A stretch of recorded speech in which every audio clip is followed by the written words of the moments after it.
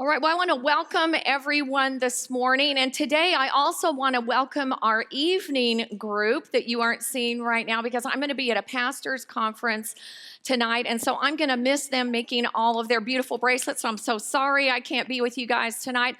And I also want to welcome all my friends at West End because I won't be able to be with you guys either. I know y'all are going to have so much fun, but Kathy and everyone's going to be there to help you. So you're going to have a great time together there as well. I do want to tell you one other cool thing about your bracelets. So we've talked about some of the themes that hold the bracelet. Well, one thing that's on your bracelet is something that's the hidden jewel. What do you think the hidden jewel is? What would it be? Yeah, the pearl, obviously, because it's in the oyster. And so one of the things on your bracelet is going to be a pearl, just to exemplify that hidden story in Esther. And the reason we put that there and also the feather that's on there is because in the Old Testament, the covering really was the feather that symbolized God's covering. And there's a verse, I have it in your notes, it's Psalm 91:4. It says this, He will cover you with His feathers, and under His wings you can hide. I love that picture. His truth will be your shield and your protection. And I know I've shown you these birds before, y'all. I'm just obsessed with these birds. Anyway, but isn't that just a great picture of God's covering there with those feathers? So I hope you'll think about that when you wear your bracelets over the next few weeks. So let me review from the book of Esther. Last week, Esther found out about Haman's evil plan to murder all of the Jews, and Mordecai asked her to go and plead before the king to save them. But there were two royal problems with this because Esther hadn't been called in to see the king for how long? 30 days to show up to his throne uninvited, and was inviting death unless he decided he would extend his golden scepter, saying you could live. And that was basically the message when you got the scepter. So Esther initially, she just kind of opted out of that idea. So while she previously had been hidden by God in the past, now she's choosing to hide herself. But Mordecai reminded her of her heritage as a Jew, and it came to this pivotal statement in Esther 4:13. That we read. Then Mordecai told them to reply to Esther, do not imagine that you in the king's palace can escape any more than all the Jews, for if you remain silent at this time, relief and deliverance will arise for the Jews from another place, and you and your father's house will perish. And who knows, Esther, who knows whether you have not attained royalty for such a time as this? Now, some translations say, perhaps this is the moment for which you've been created. So Esther decided to take a step toward the other meaning of her name, the star meaning of her name, and she called for a 3-day full-on fast for herself and her people right smack dab in the middle of the Passover feast week. And we said it would be kind of like calling for a fast during Thanksgiving or Christmas. No pie, no turkey, no dressing, no nada. But the fast was to focus their attention on what really mattered so that God could reveal her next step and their next step. And I gave you puzzle pieces last week, and there's some in the back if you didn't get one. But as a reminder of how whatever pieces we hold right now, whatever they are, both great and small, along with the choices that those pieces represent, are all moving together toward the destiny that God has for each and every one of us. And it's a destiny that's both for our good and for His glory, both and, all in the same. So Esther prepared to go meet the king. So the big question is what to wear, right? If you're going to go meet the king, what to wear? Esther 5 verse 1. On the third day, so they've been doing the fast, on the third day, Esther put on her royal robes and stood in the inner court of the palace in front of the king's hall. The king was sitting on his royal, so much royalty, royal throne in the hall facing the entrance. I mean, can you just, in your mind's eye, go there for a minute? Think about this for a little minute. And I don't think it was any coinkydink that Esther put on her royal robes or that she wore her crown as the queen of Persia. I'm sure she was both stunning and regal when she entered that room. I hope you can see her. But because she was also unexpected and uninvited, I'm also sure that as soon as she entered the room, everyone in there just kind of went, they held their breath to see what the king would do next. Verse 2. When the king saw Queen Esther standing in the court, he was what? Pleased with her, and he held out to her, thank goodness, the golden scepter that was in his hand. So Esther approached and touched the tip of the scepter. Can you see that? She just touched the tip of the scepter. So think about it. Esther's actions were illegal and everybody knew it, right? The guards surrounding the king, they already had their axes up, ready to use them. But can you imagine the relief? It's like everyone held their breath and they went, whoo, when he reached out his golden scepter and she in turn reached out and touched the tip of it. And I want to show you a clip from the movie Hidden Figures. How many of you have seen that movie? Hey, if you haven't seen that movie, gots to go, right? Get it, rent it, find that movie somewhere. So just like Esther in the movie, Mary Jackson, she's like beautiful, she's dignified, she's brave, she's clever, and she approached this judge with her request to break the currently totally outrageous laws in a segregated county and take extension courses at a university that was holding the classes in an all-white segregated high school. And she's asking permission to do this because she wants to become a NASA aerospace engineer, what she does in the end. Watch this, it's amazing. Hampton High School is a white school, Mrs. Jackson. Yes, Your Honor, I'm aware of that. Virginia, still a segregated state. May I approach your bench, sir?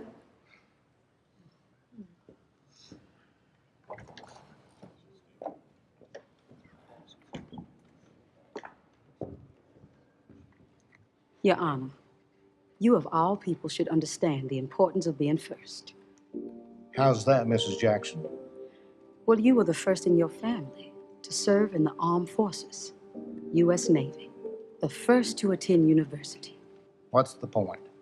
I plan on being an engineer at NASA, but I can't do that without taking them classes at that all-white high school. And I can't change the color of my skin. So I have no choice but to be the first, which I can't do without you, sir. Your Honor, out of all the cases you're gonna hear today, which one is gonna matter 100 years from now? Which one is gonna make you the first? Isn't that so profound? Don't you want to see that movie, or you want to see it again? I love that so much, all the pieces coming together. And she held such an important piece of the puzzle there. Anyway, I could go there for a long time. But when have you had to approach someone with a request where you felt exposed or vulnerable? Maybe it was a boss. Maybe it was your parent, maybe a friend. When, if you were like me, most of what was on the line was this combination of your pride, and then what would happen if the answer was no? What if they said no? Have you ever had to ask for a raise at work? Oh, so painful. Or had to tell someone, like maybe your boss or your spouse or a friend, that you made a really, really bad mistake. I mean, you can feel it in you right now. Sorry to ruin your breakfast here. But there was the timing of how and when she used her words. How and when she used her words. I love what it says in Ecclesiastes 3:1-7. It says, there's a time for everything and a season for every activity under heaven. Underline this: a time to be silent and a time to speak. And Esther understood the power of both. Look at verse 3. Then the king said to her, "What's troubling you, Queen Esther?" He noticed something different about her. "And what is your request?" "Even to half of the kingdom it shall be given to you." Wow. Esther said, "Well, if it pleases the king," this is outrageous, "may the king and Haman come this day to a" what? "Banquet that I've prepared for him." So now, what is the plan here? I mean, Xerxes could tell that Esther was trouble. And why in the world did she not just tell him what was going on? I mean, he just offered her half the kingdom, yeah? And why another ever-loving banquet? And why did she invite Haman? I mean, he'd be like on my don't invite list. Maybe, just maybe, remember, she's clever. Maybe it's to set up a jealousy between Haman and Xerxes. If you feel threatened by someone, you're more likely to think negatively of them when something happens, right? Or have you ever heard of the expression, keep your friends, close, and your enemies even closer, right?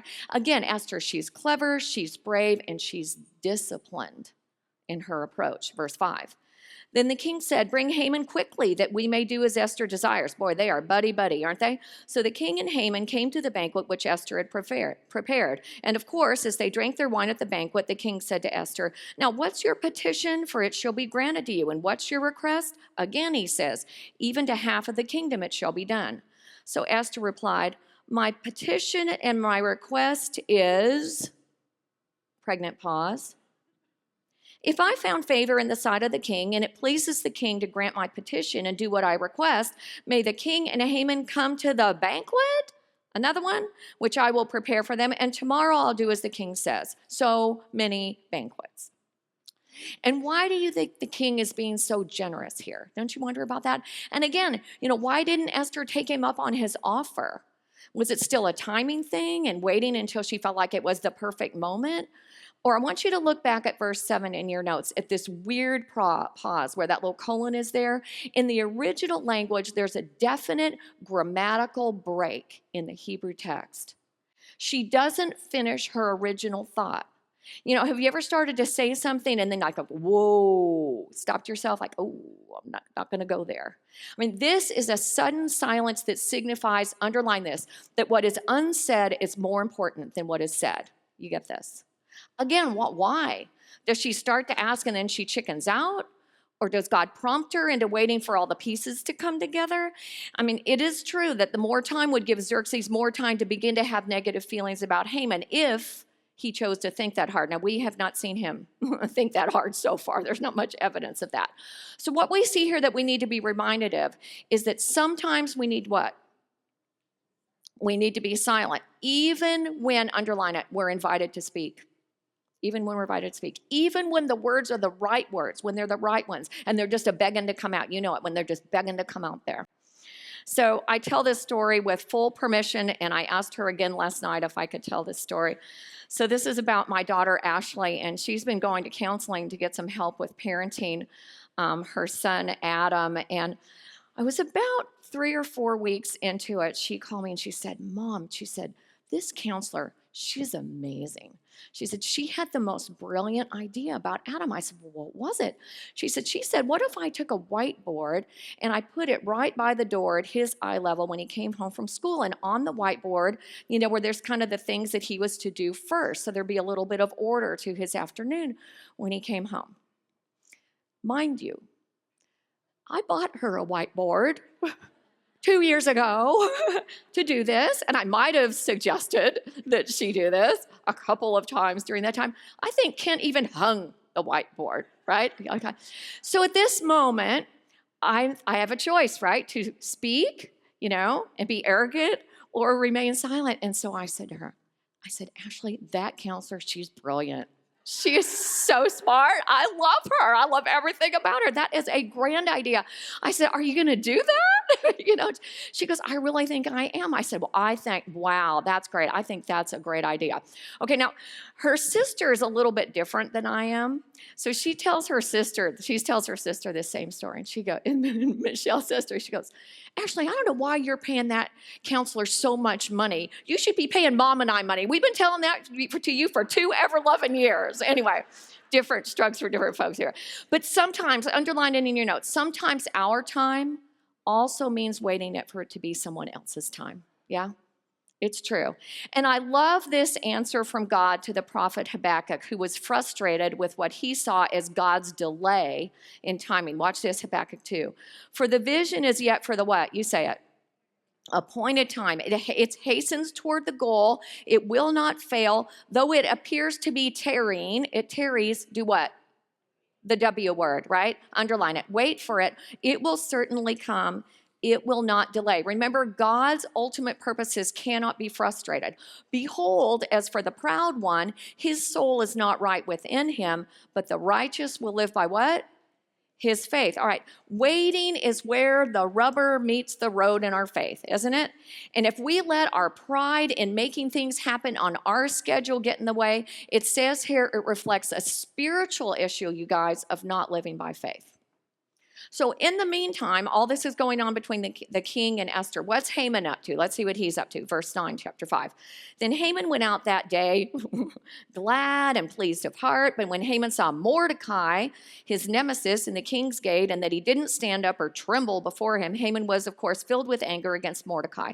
Haman controlled himself, however, went to his house and sent for his friends and his wife Zeresh. Get ready for her. Then Haman recounted to them the glory of his riches and the number of his sons, in every instance where the king had magnified him, and how he'd promoted him above all the princes and servants of the king. Haman also said, Even Esther, the queen, let no one but me come with the king to the banquet which she had prepared. And tomorrow also I'm invited by her with the king. Yet all of this does not satisfy me. Watch this, you guys. Every time I see Mordecai the Jew sitting at the king's gate.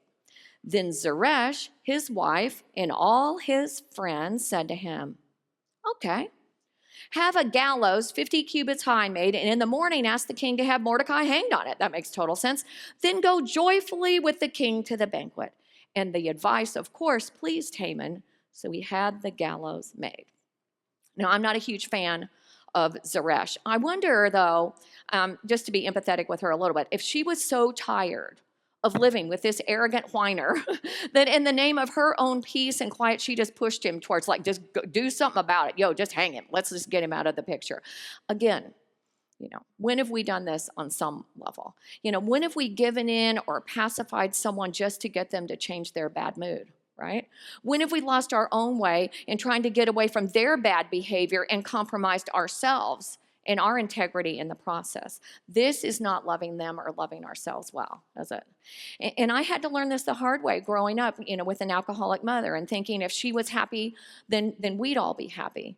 But that was a lie that didn't help in the end, and it set me up for a lot of great disappointment. And I believe we're also tempted to do this to avoid other people's anger or criticism or judgment as well. So Haman goes home, and of course he has another party, this time in honor of his own self. He's amazing. But I want you to see, besides his pride and arrogance, is that he's pretty much obsessed with, underline it, the one person he can't control, either by force or manipulation. And there's a warning here for us because we too can allow another person to control us in our minds, whether they even realize it or not, whether they're aware or not. Anytime, this is important, anytime a person occupies too much of our head space or heart space, either negatively or positively, it's so not good. This could be because we feel threatened or defeated by them and we can't find our way without their approval, or it could be because we just simply adore them, or what they offer more than God. Or maybe we despise them immensely, or it's a weird combination of the two. Or maybe we want what they have. We want what they have physically or relationally, or we want to be in there. We so badly want to be in the inner circle, meaning their inner circle. So there's some kind of mental fixation on them. We stalk them on Facebook or Instagram. We're extra aware of their presence, or we're too curious about what they're up to. So we feel emotionally controlled by them when they may, underline it, even be emotionally totally unaware of us. But in all this, we're allowing them to emotionally control us in our minds and in our souls, you guys. So if you find yourselves always checking in on someone on social media or checking in, finding out what they're doing from other people, you got to stop there and ask yourself, what's happening here? Something's going on in me. Why am I doing this? Here's what I know from the Bible, James 3:14. If you have bitter jealousy and selfish ambition in your heart, do not be arrogant and lie against the truth. The wisdom is not that which comes from above, this wisdom, but it's earthly, natural, demonic, strong words. For where jealousy and selfish ambition exist, there's what? Underline it. Disorder, and it can lead to every evil thing. But the wisdom from above, it's pure, it's peaceable, it's gentle, it's reasonable, it's full of mercy and good fruits, it's unwavering, it's without hypocrisy. And the seed whose fruit is righteousness is sown in peace by those who make peace. Lots of peace going on, noted in that verse. Look at Proverbs 14:30. A heart at what? You say it. Peace gives life to the body, but envy does what? Rots. You've been there, haven't you? I've been there. Ooh, it'll do a number on you. And this is so true, and it's also so hard. And Haman was a larger than life picture of where this could go in its ultimate form.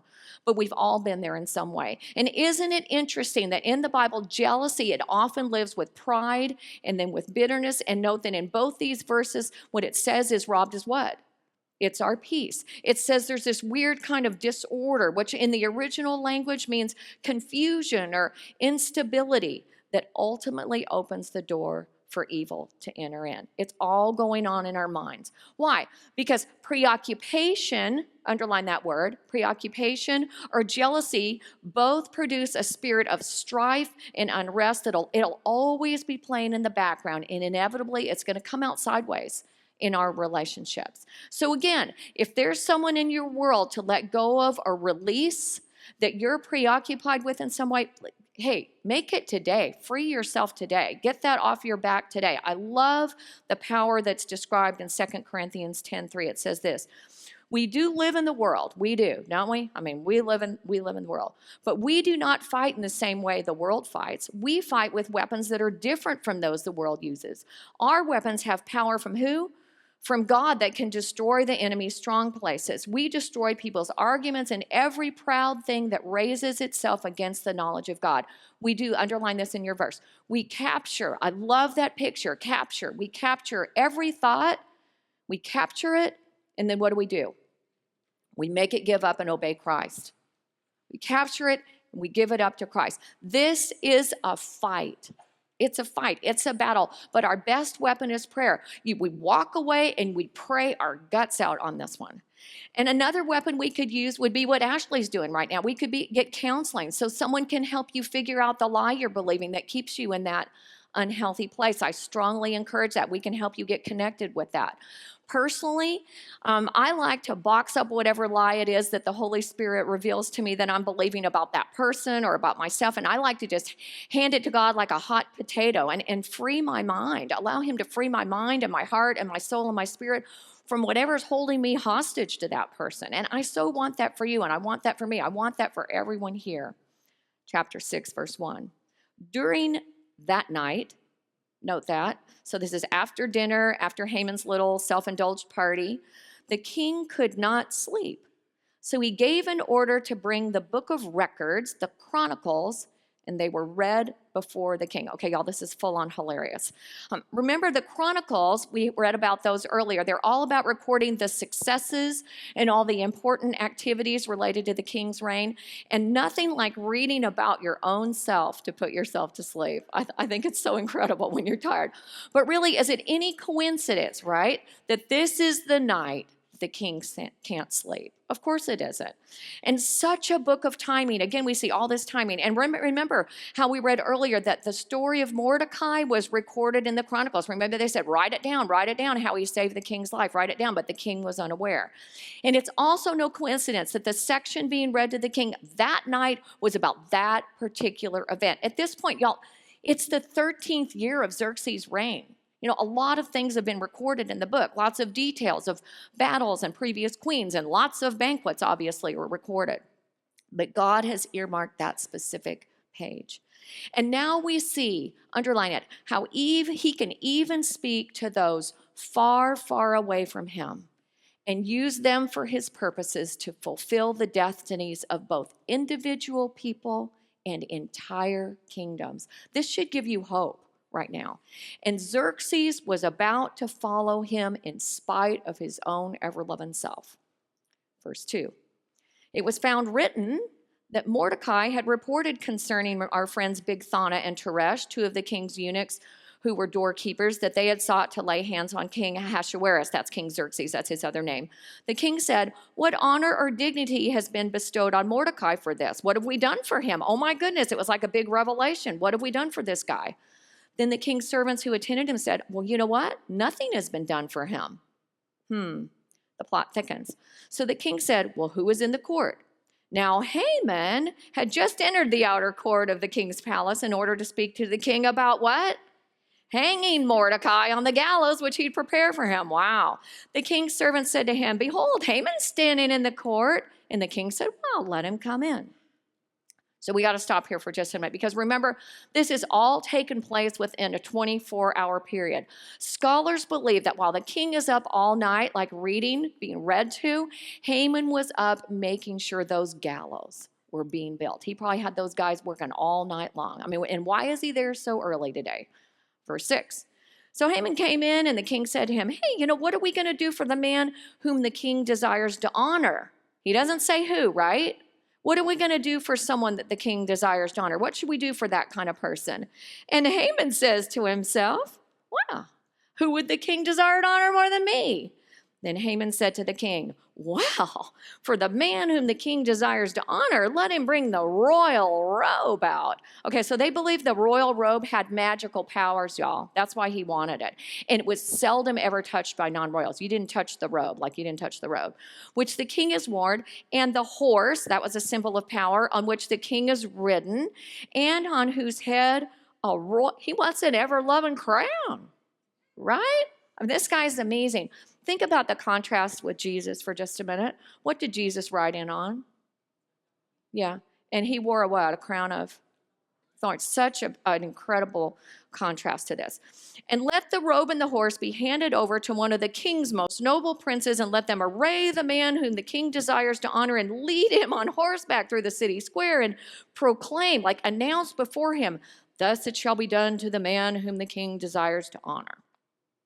So talk about presumption and entitlement, and the preoccupation with self, either positively or negatively. It's so unattractive, isn't it? When you run into someone who's so preoccupied with their own selves. As women, we pretty that up a little bit, but ooh, not pretty, yeah. And what a great example of how our pride within, underline this, is always ultimately betrayed by our mouth or our actions, yeah? How we behave without. Isn't it? Verse 10.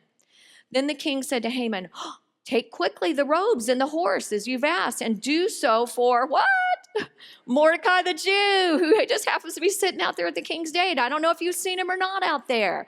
Do not fall short in anything of all that you've said. In other words, do it all. Do everything you said.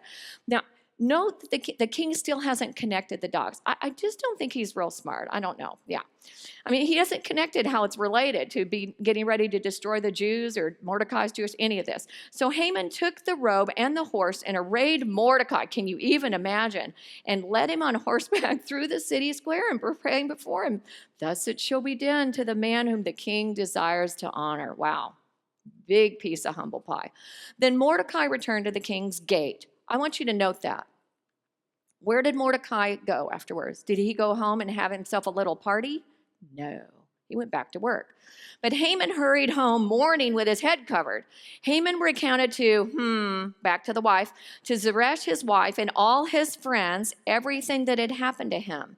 Then his wise men is basically referring to his good friends. And now they're going to be wise after the fact, right? Now they're going to be wise after the fact. And Zeresh his wife said to him, if Mordecai, before whom you have begun to fall, is of Jewish origin, you will not overcome him, but will surely fall before him. And while they were still talking with him, the king's eunuchs arrived and hastily brought Haman to the banquet which Esther had prepared.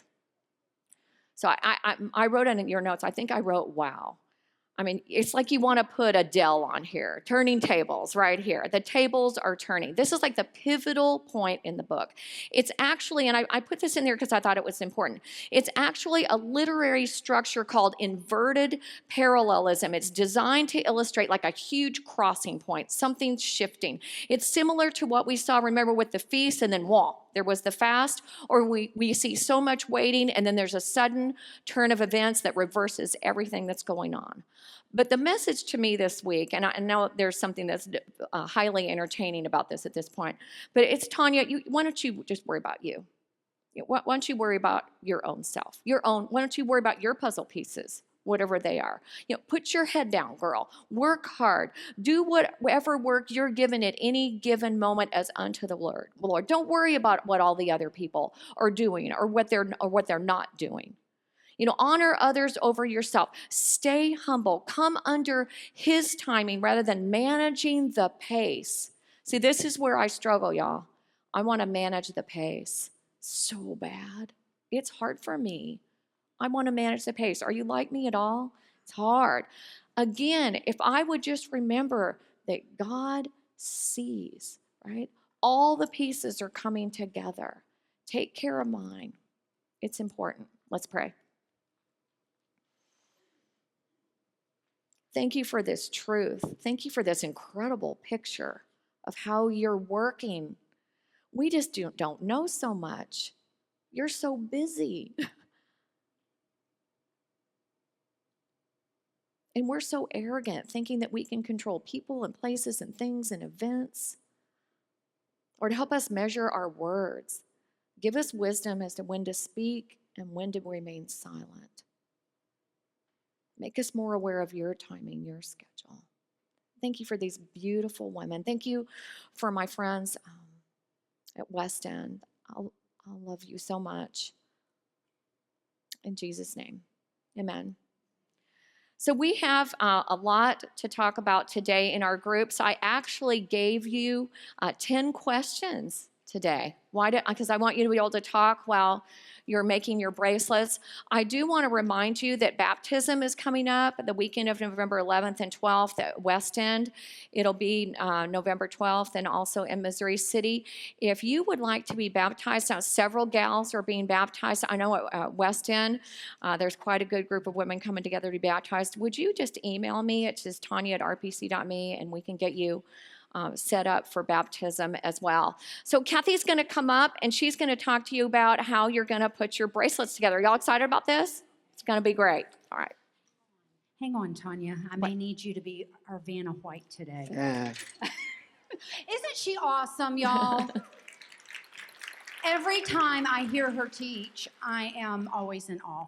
You bring out so many amazing things in the Word of God. I can skim right over it, and she just zones in on it, and it gets right here. So I know y'all are feeling the same thing.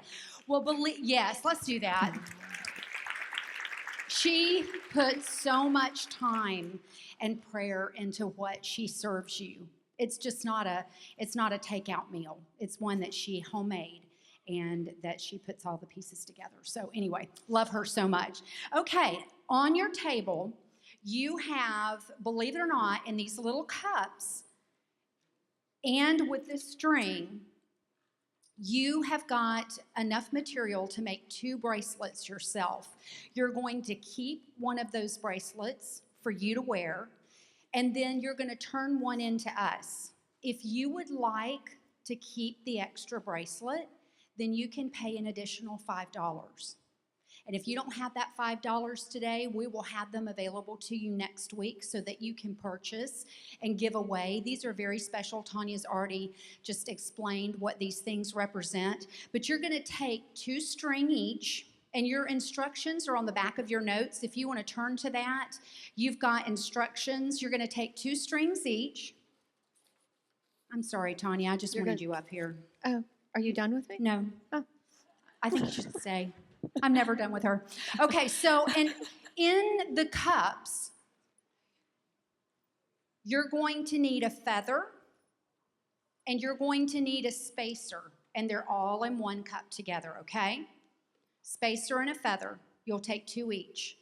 And in the other cup, there are beads. Now, there's a mixture of beads there. So we've got 2 pearls for each person, and we have 2 of the copper beads for each person. And if you have any questions, Amy, Christy, I believe that we're going to walk around and help. I'll be here to answer questions. Oh, and don't let me forget this. This is your handy-dandy little tool. This is your paper clip, because some of this string is going to be a little bit hard to push through the bead. But if you'll start working it in, you can open this paper clip and you can actually use it as a tool to push the bead through. And if anybody didn't pay their $5 yet, I'll be available in the back, and you are free to drop that off at the end of the section, okay? So enjoy, ladies. And one more thing, y'all, before you go. I need for next week, I need about 5 people to bake something for me. So we're going to do something secret next week. It has to do with Purim and the celebration of Purim. And so I need 5 people who'd be willing to bake. I'll give you everything you need to bake. I'll give you the recipe. It'll be about 3 dozen of whatever this is. So you email me, send your notes, Tanya@rpc.me. It'll be good.